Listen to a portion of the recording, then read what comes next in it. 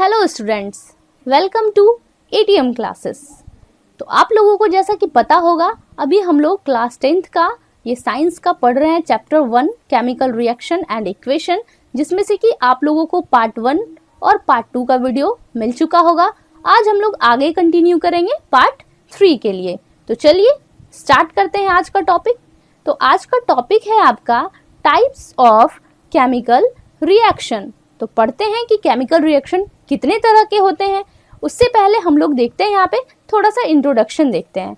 बोल रहा है यहाँ पे we have learn in class 9 that during a chemical reaction atom of one element do not change into those of another element. Means क्या कह रहा है कि 9th क्लास में आप लोगों ने पहले ही पढ़ा होगा कि कोई भी केमिकल रिएक्शन में जो एटम होते हैं ना एक एलिमेंट के, वो चेंज नहीं होते रिएक्शन के बाद, दूसरे एलिमेंट में वो चेंज नहीं हो सकते हैं, और ना ही एटम जो होते हैं वो डिसअपियर हो सकते हैं। ठीक है, तो बोल रहा है क्या यहाँ पे कि actually chemical reaction involve the breaking and making of bonds between atom to produce new substances. Means यहाँ पे एक्चुअली होता क्या है केमिकल रिएक्शन में, या तो ये ब्रेक करेगा है ना, या फिर बॉन्ड बनाएगा एटम्स के बीच में, और क्या करेगा, और एक नया सब्सटेंस को प्रोड्यूस करेगा। तो हम लोग बॉन्ड के बारे में आगे पढ़ेंगे। अभी हम लोग पढ़ते हैं टाइप्स ऑफ केमिकल रिएक्शन। तो पहला टाइप यहाँ पे आपको दिया हुआ है कॉम्बिनेशन रिएक्शन। तो चलिए देखते हैं कॉम्बिनेशन रिएक्शन के बारे में क्या बताया गया है। तो आते हैं एक्टिविटी 1.4 में। क्या कह रहा है यहाँ पर, take a small amount of calcium oxide और quicklime in a beaker. Means एक बीकर इस तरह से लेना है और उसमें क्या लेना है, कैल्शियम ऑक्साइड या फिर क्विकलाइम जिसको कहते हैं, और उसके बाद क्या करेंगे हम लोग, थोड़ा थोड़ा इसमें वाटर मिलाते जाना है। देखिए, slowly add water to this, और उसके बाद क्या करना है, बीकर को टच करके देखना है। Touch the beaker as shown figure में जैसा दिखाया गया है। देखिए, जैसे बीकर को टच करना है। तो do you feel any change in temperature. तो आपको क्या लगता है कि टेम्परेचर क्या हुआ होगा इसका, तो इसका टेम्परेचर क्या हो गया, इंक्रीज हो गया होगा। क्यों, क्योंकि यहाँ जो कैल्शियम ऑक्साइड है वो वाटर के साथ रिएक्शन किया और बहुत ज्यादा रिएक्शन करता है, बिल्कुल बहुत तेज रिएक्शन होता है वाटर और कैल्शियम के बीच, कैल्शियम ऑक्साइड के बीच, और जिससे क्या होता है, हीट जनरेट होता है। और इस वजह से जब आप बीकर को टच करेंगे तो वो आपको कैसा लगेगा, गर्म लगेगा। ठीक है, चलिए पढ़ते हैं आगे, देखते हैं क्या लिखा हुआ है।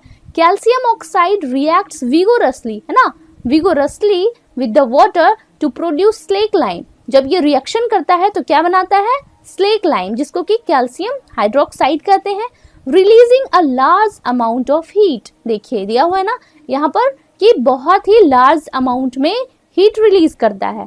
आइए इसी चीज को हम लोग इक्वेशन से समझते हैं। तो यहाँ पे क्या दिया हुआ है, क्विक लाइम CaO, और इसको किस चीज के साथ किया रिएक्शन, H2O वाटर के साथ, और क्या बनाया, स्लेक्ड लाइम CaOH2, है ना, एक्वस फॉर्म में है, और क्या हुआ, हीट जनरेट हुआ। तो यहाँ पे अब देखिए एक ध्यान देने वाला बात क्या है कि यहाँ पे हम लोग देख रहे हैं कितना रिएक्टेंट्स है, टेंट्स कितने हैं यहाँ पर, 2, और प्रोडक्ट्स कितने हैं, 1।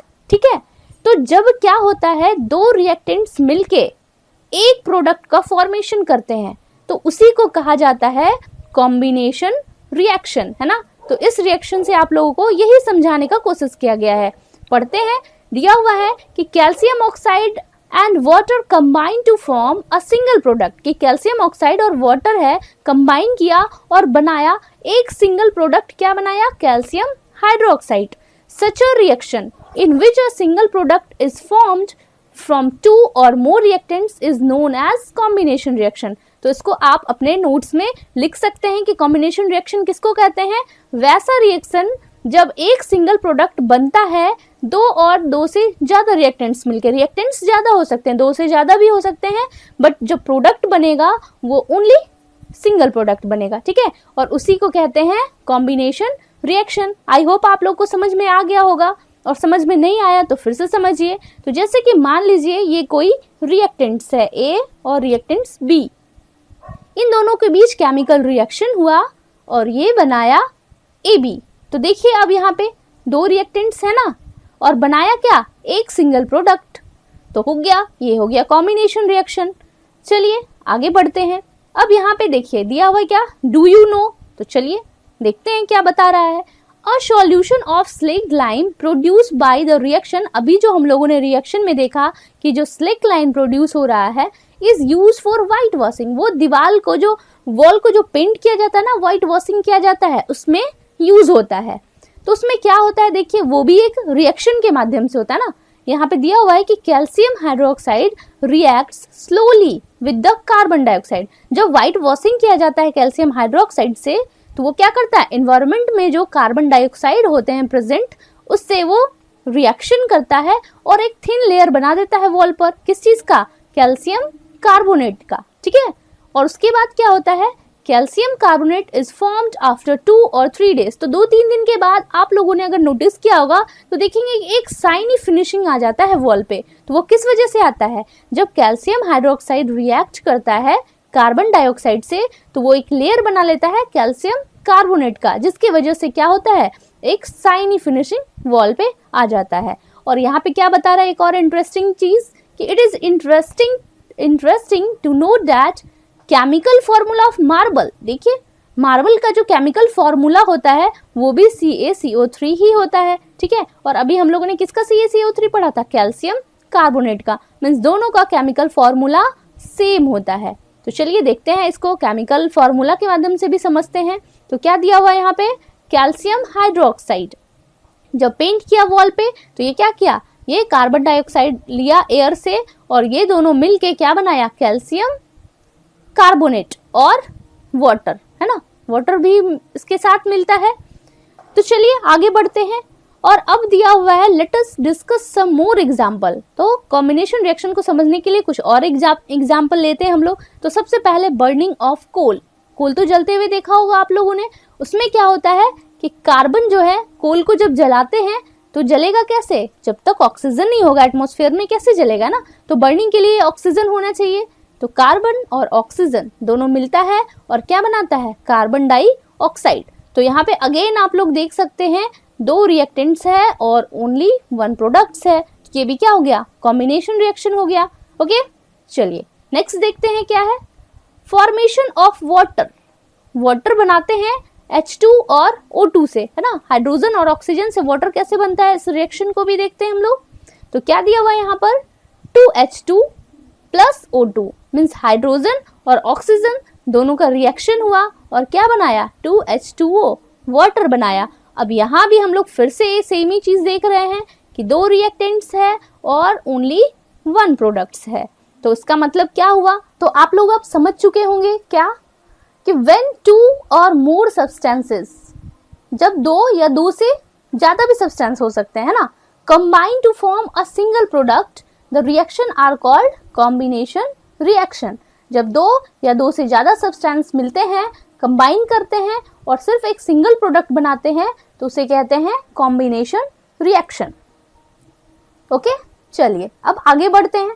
बता रहा है activity 1.4, We also observe that a large amount of heat is evolved। हम लोगों ने भी जो एक्टिविटी देखा ये 1.4, यहाँ पे हम लोगों ने क्या देखा कि बहुत अमाउंट में हीट भी निकल रहा है ना।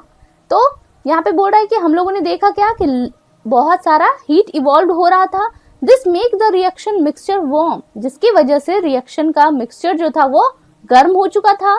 Reaction in which heat is released, तो अगेन आप लोगों के लिए इंपॉर्टेंट थिंग यहाँ पे आ गया, reaction in which heat is released along with the formation of products। मतलब वैसा रिएक्शन जब क्या हो, हीट रिलीज हो, प्रोडक्ट्स बने और उसके साथ हीट भी रिलीज हो, तो उस चीज को कहते हैं एक्सोथर्मिक केमिकल रिएक्शन। ठीक है, किसको कहते हैं एक्सोथर्मिक केमिकल रिएक्शन, वैसा रिएक्शन जब प्रोडक्ट्स भी बने और साथ में हीट रिलीज हो, तो उसको कहेंगे एक्सोथर्मिक केमिकल रिएक्शन। चलिए और एग्जाम्पल लेके देखते हैं, यहाँ पे समझते हैं। तो दिया हुआ है यहाँ पे burning of natural gas, natural gas जो जलता है उसका रिएक्शन देखते हैं। सबसे पहले यहाँ पे देखिए क्या दिया हुआ है, मीथेन है ना। मीथेन और ऑक्सीजन के प्रेजेंस में जब ये बर्न हो रहा है, जल रहा है, तो क्या बना रहा है, कार्बन डाइऑक्साइड और प्लस वाटर। तो यहाँ पे देखिए वाटर कैसा है, गैस के फॉर्म में, तो ये रिलीज हो रहा है गैस के फॉर्म में, है ना। तो यहाँ भी क्या हो रहा है, हीट जनरेट हो रहा है, तो इसको क्या कहेंगे, एक्सोथर्मिक केमिकल रिएक्शन।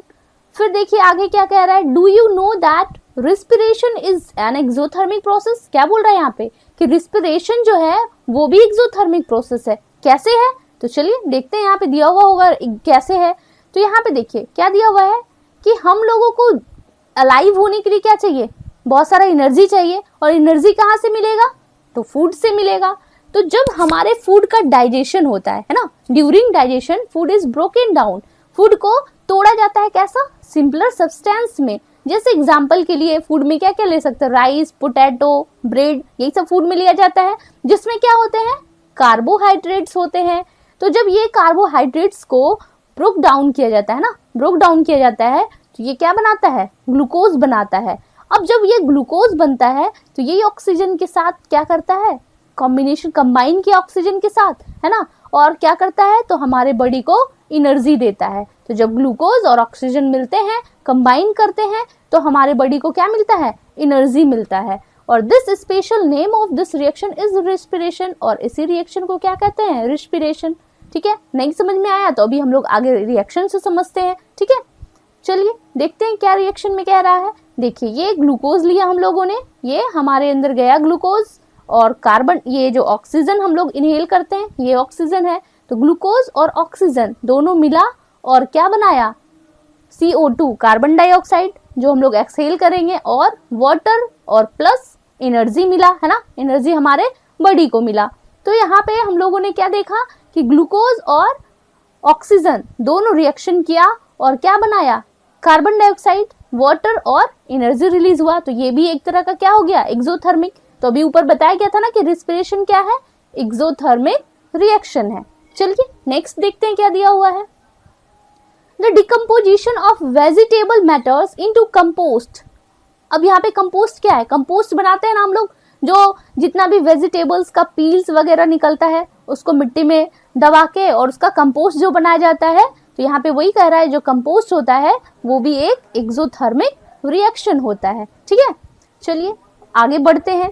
तो यहाँ पे दिया हुआ है, identify the type of reaction taking place in activity 1.1। अब क्या आप लोगों को 1.1 एक्टिविटी याद है, क्या हुआ था 1.1 में?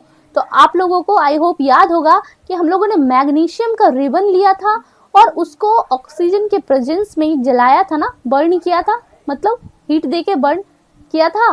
तो क्या मिला था हम लोगों को, मैग्नीशियम ऑक्साइड, है ना। तो यहाँ पे बोल रहा है कि वो जो था फॉर्मेशन हुआ था एक सिंगल प्रोडक्ट का। तो हम लोग इससे क्या कह सकते हैं कि यहाँ भी दो रिएक्टेंट्स मिला और एक सिंगल प्रोडक्ट्स बनाया, मतलब ये भी क्या हो गया, कॉम्बिनेशन रिएक्शन कह सकते हैं ना। चलिए आगे बढ़ते हैं।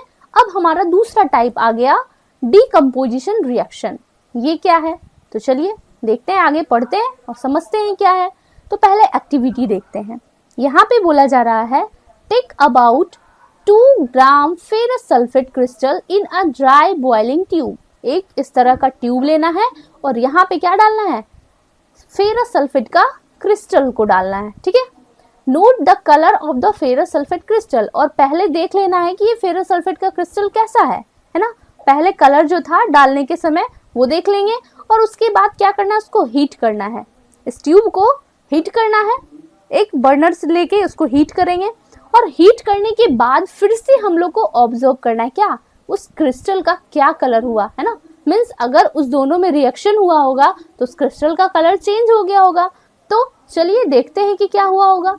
तो यहाँ पे क्या कह रहा है, have you notice that green colour of ferrous sulphate, जो हम लोगों ने क्रिस्टल डाला था वो कैसा था, ग्रीन कलर का था, हैज चेंज। तो बोल रहा है क्या आप लोगों ने नोटिस किया कि वो कलर जो है वो चेंज हो गया। तो जो कलर चेंज होगा तो वो कैसा कलर बनाएगा, वो कलर बना लेता है ब्राउनिश।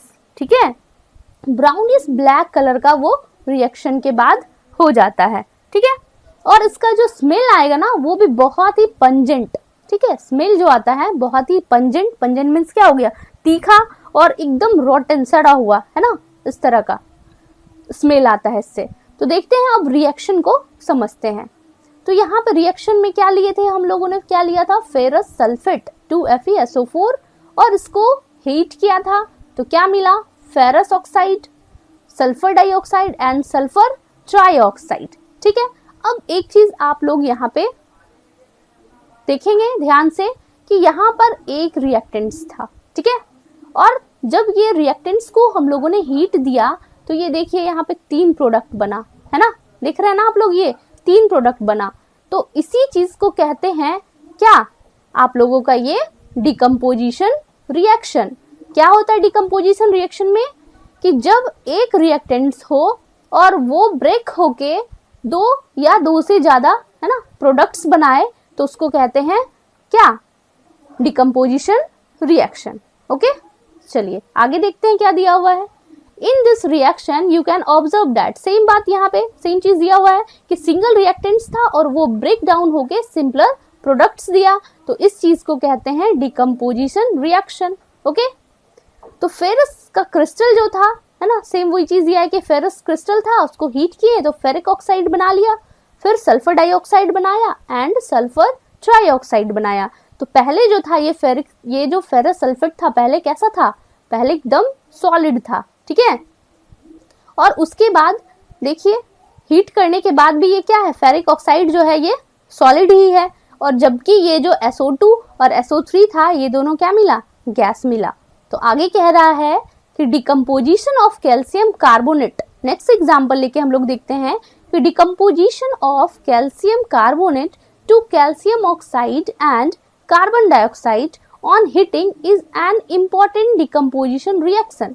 अब क्या है, यहाँ पे कह रहा है कि अगर जब हम लोग इस कैल्शियम कार्बोनेट को हीट करते हैं तो देखिए क्या मिलता है, क्विकलाइन CaO, है ना, कैल्शियम ऑक्साइड और कार्बन डाइऑक्साइड। तो यहाँ भी आप देखिए क्या हो रहा है, एक सिंगल रिएक्टेंट है और वो 2 प्रोडक्ट बना रहा है, तो इसका मतलब क्या हो गया, ये डिकम्पोजिशन रिएक्शन। ओके, तो यहाँ पे हम लोग क्या देख रहे हैं, देखिए कि जैसे कि एक यहाँ पे प्रोडक्ट है AB, है ना, ये रिएक्टेंट है ना, ये रिएक्टेंट है, और जब इसको क्या करेंगे, हीट देंगे तभी तो ये ब्रेक होगा। तो ब्रेक होके क्या बनाया, 2 सिंपलर सब्सटेंस, ये प्रोडक्ट हो गया आपका। तो देख रहे हैं कि एक सिंगल रिएक्टेंट से जब 2 प्रोडक्ट बना तो उसको कहेंगे क्या, डिकम्पोजिशन रिएक्शन। जस्ट अपोजिट है ये कॉम्बिनेशन रिएक्शन का। ओके, उसमें क्या होता था कि 2 रिएक्टेंट्स होते थे और एक प्रोडक्ट बनता था, है ना, ये आप देखे थे एक प्रोडक्ट बनता था, लेकिन यहाँ पे जस्ट इसका अपोजिट है, एक रिएक्टेंट्स है और 2 प्रोडक्ट्स बन रहे हैं। आई होप आप लोग समझ गए होंगे। चलिए अब आगे का एग्जाम्पल हम लोग देखते हैं, ठीक है। एक्टिविटी 1.6 पहले दिया हुआ है, take about 2 gram lead nitrate powder in a boiling tube. क्या कह रहा है यहाँ पर कि एक बॉइलिंग ट्यूब है और इसमें लेना है आप लोगों को 2 gram lead nitrate. Hold the boiling tube with a pair of tongs, है ना, ये जो है टोंग्स, इससे इसको पकड़ना है, and heat it over a flame, flame के ऊपर इसको गर्म करना है, एज सोन फिगर 1.5 जैसा फिगर में दिखाया गया है। What do you observe? Note down the change if any. बोल रहा है कि आप लोगों ने क्या ऑब्जर्व किया, अगर कोई चेंज दिखा तो उसको बताइए। तो चलिए देखते हैं क्या चेंज हुआ यहाँ पे।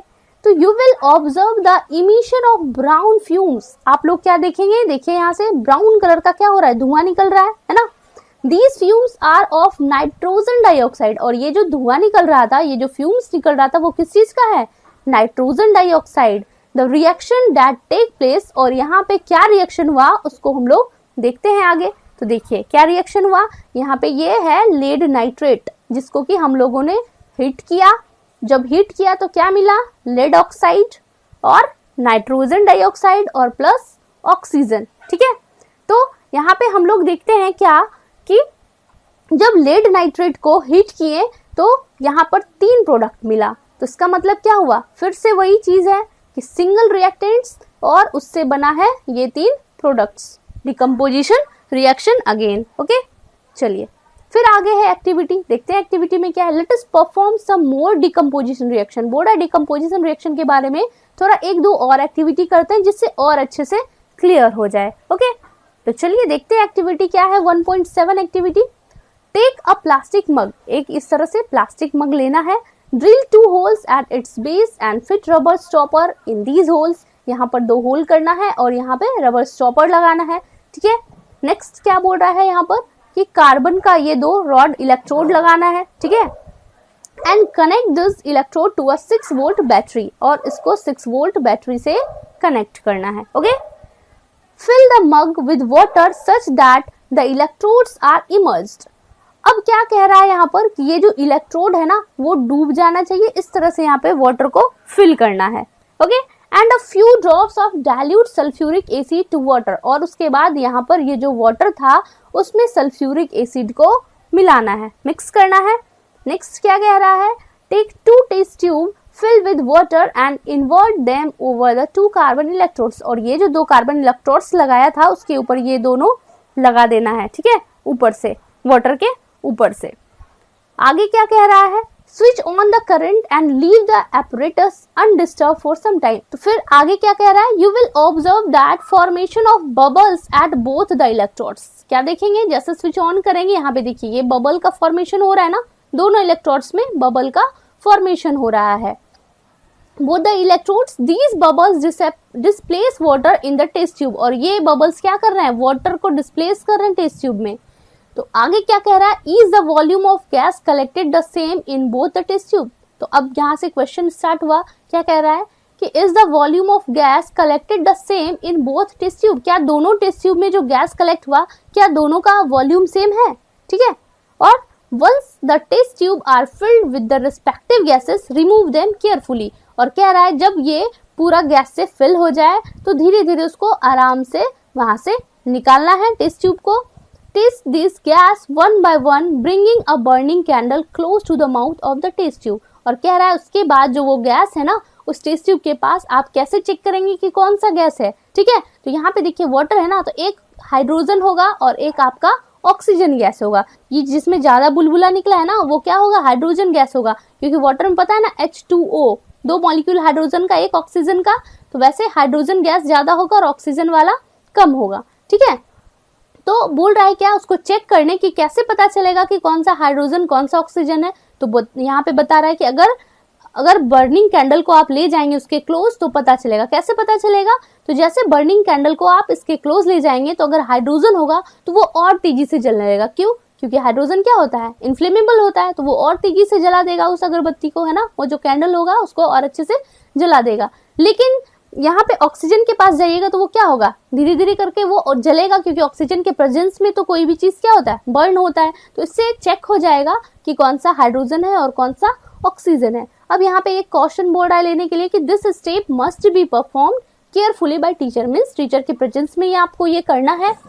और आगे कह रहा है कि what happen in each case, तो दोनों केस में क्या हुआ, तो पता चल गया ना कि कैंडल लेके गए तो कौन सा तेजी से जलने लगा और कौन सा क्या हुआ, what are which gas present, तो ये आप लोगों को बता दिया, एक हाइड्रोजन होगा और एक ऑक्सीजन होगा। ओके, तो चलिए देखते हैं अगला एक्टिविटी 1.8। इसमें क्या कह रहा है, take about 2 gram silver chloride in a china dish, है ना, इस तरह से चाइना डिश है और इसमें क्या लिया हुआ है, silver chloride. What is its colour, इसका कलर अभी कैसा है ना, ये पूछ रहा है। Place the china dish in sunlight for some time, और बोला इस चाइना डिश को सनलाइट में थोड़ी देर तक रखिए और उसके बाद ऑब्जर्व करिए कि क्या उसका कलर चेंज हुआ। तो क्या हम लोग ऑब्जर्व करेंगे कि वो जो सिल्वर कलर का था, सिल्वर कैसा होगा, व्हाइट कलर का, तो you will see that white silver chloride turns grey in sunlight, means जैसे ही सनलाइट उस पर पड़ा तो वो कैसा हो गया, ग्रे कलर का। इसका क्या मतलब हुआ कि इन दोनों के बीच कुछ रिएक्शन हुआ, और this is due to decomposition of silver chloride. और ये किस वजह से हुआ, तो सिल्वर क्लोराइड का क्या हो गया, डिकम्पोजिशन हो गया। एंड क्लोरीन बाय लाइट, किस चीज में, सिल्वर में और क्लोरीन में, मीन्स यहाँ पे देखिए हम लोग फिर से देख सकते हैं, यहाँ पे ये जो था सिल्वर क्लोराइड, और जब इस पे सनलाइट पड़ा है ना तो ये 2 चीज में ब्रेक डाउन हो गया, एक तो सिल्वर और दूसरा क्लोरीन। ओके, तो ये भी क्या हो गया आपका डिकम्पोजिशन रिएक्शन। नेक्स्ट एक और रिएक्शन देखते हैं, silver bromide also behave in the same way. अब कह रहा है अगर सिल्वर ब्रोमाइड लेंगे उसके जगह पे तो वो भी सेम बिहेव करेगा, जब उसको भी सनलाइट में रखेंगे तो क्या हो जाएगा, ये ब्रेक हो जाएगा सिल्वर में और ब्रोमीन में। तो the above reaction are use in black and white photography, तो इसी रिएक्शन का फोटोग्राफी में यूज किया जाता है। ओके, तो what form of energy is causing this decomposition reaction, तो बोला किस तरह का एनर्जी इस डिकम्पोजिशन रिएक्शन में, किस तरह का एनर्जी जो है वो काउज है उसका। तो we have seen that the decomposition reaction require energy either in the form of heat, light or electricity for breaking down the reactants. तो क्या कह रहा है, अभी हम लोगों ने जितना रिएक्शन देखा तो कहीं पे हम लोगों ने देखा कि कोई भी रिएक्शन करने के लिए क्या करना पड़ रहा था, हीट देना पड़ रहा है या फिर सनलाइट देना पड़ रहा है। ओके, ये जो आप लोगों ने एक एक करके एक्टिविटी देखा, पहला देखा हम लोगों ने हीट देना पड़ रहा था, फिर नेक्स्ट में सनलाइट देना पड़ रहा है, और एक देखा था क्या कि इलेक्ट्रिक, है ना, इलेक्ट्रिसिटी भी देना पड़ रहा है।